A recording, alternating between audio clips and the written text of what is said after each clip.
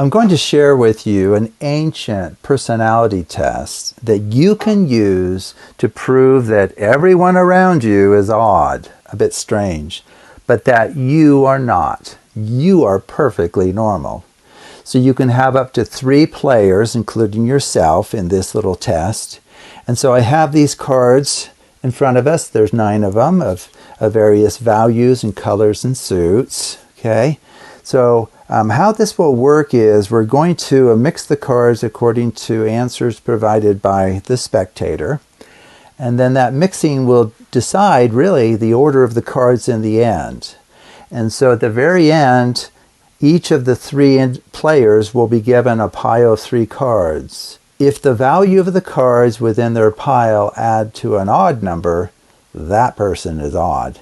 If they don't, that person is normal. Okay, so the first thing I need to ask of you, we'll have you play the part of the spectator, of course, is I need your favorite playing card. So let's say the person says 3 of hearts, okay? So you just spell out THREEOFHEARTS. And then, to make this scientific, we're going to perform it a second time. THREEOFHEARTS. Okay, so that begins to mix the cards according to the spectator's answers, right? Okay, so now what we need to do is I need you to make another choice. I'm going to continue mixing these cards so that no human could know where anything is. And I'm going to perform something called an under-over or over-under.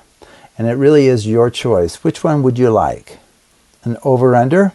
Okay, that's a good choice. What is an over-under? This is where you push off the top card and the next one goes over, under, over, under, over, under, over, under. Okay?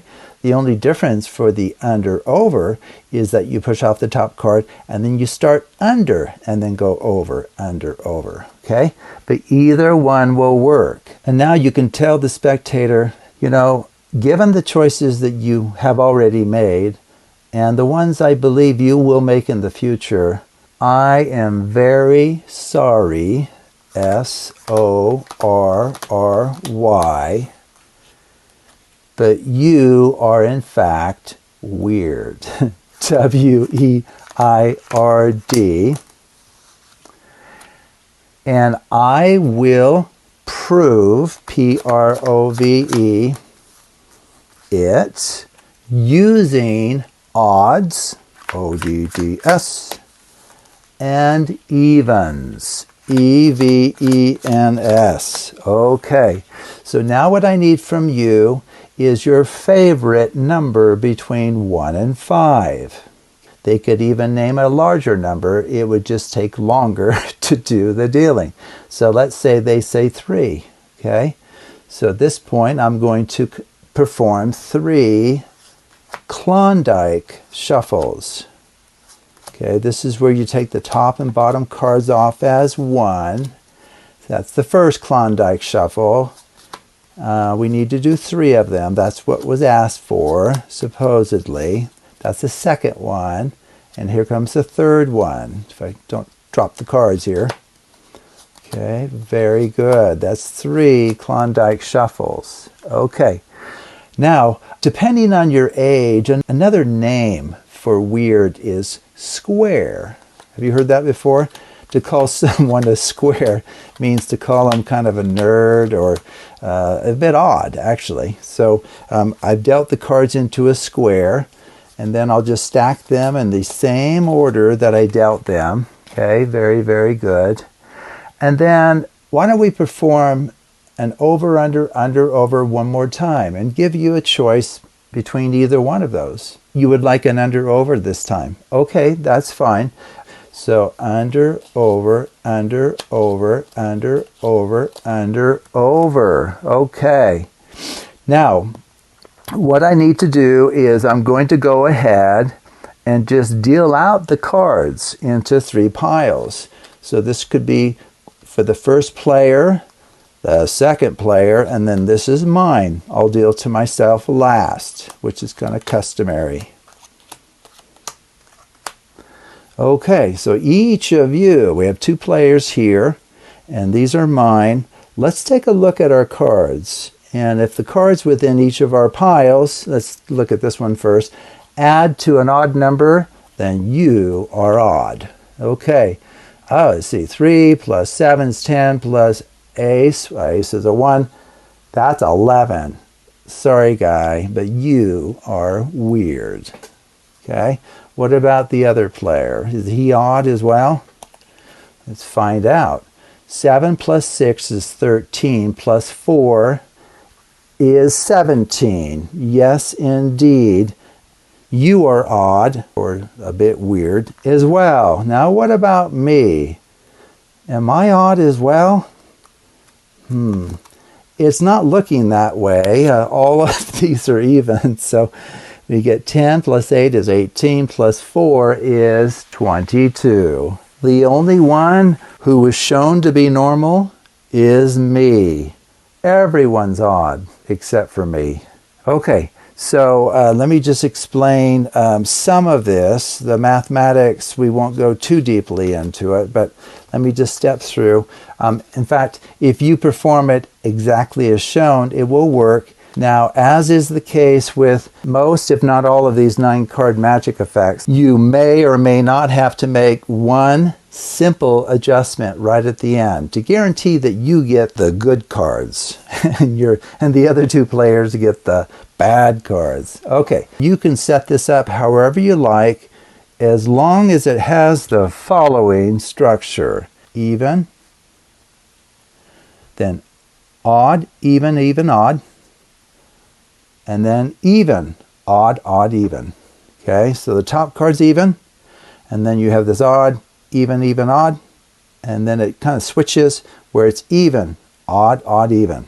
Okay, so that's the structure that we need for this to work.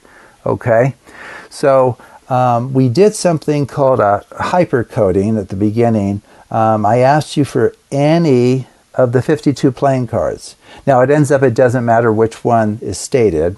So maybe we'll go with Queen of Hearts. That's a popular one. So Q, U, E, E, N, O, F, Q, H, E, H, E, A, R, T, S. I can't spell. Q, U, E, E, N, O, F, H, E, A, R, T, S. Queen of Hearts, spelled twice.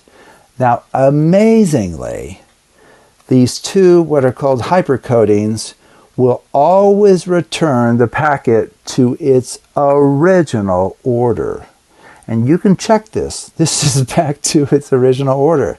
And guess what? This works no matter which of the 52 card names is stated. Isn't that amazing? Okay? So really, we haven't changed anything. We haven't heard anything. We haven't changed anything. But boy, does it look like the order is now being decided by the spectator's choices. Okay? But in the end, it left it the way it is. Okay? And then I said, well, we'll need a special shuffle to begin to really mix these. And it comes in a pair. It's called over-under or under-over. Which one would you like? Well, it ends up it doesn't matter. So maybe we'll do an under, over, under, over, under, over, under, over. That will not undermine anything that we hope to accomplish. The next thing I did was I said, I'm very sorry, S-O-R-R-Y,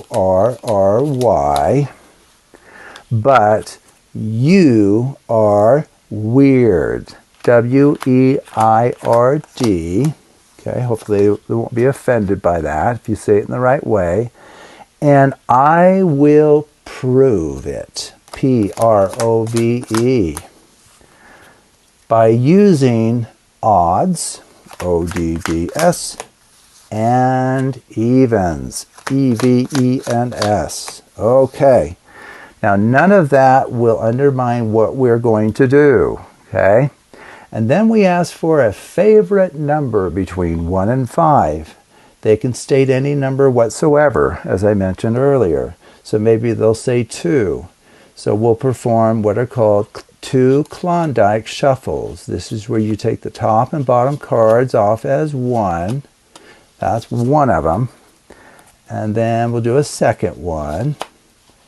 Okay, the second Klondike shuffle is now finished. Very good. Okay.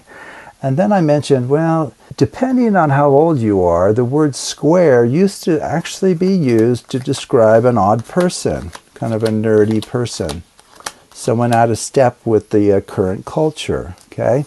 So if you deal it in that way and stack it in that same way, that won't undermine anything we hope to accomplish. And then we did another over, under, or under, over, and the choice was given to the spectator. Maybe they'll want to do an over, under first. Under. So over, under, over, under, over, under, over, under. Okay.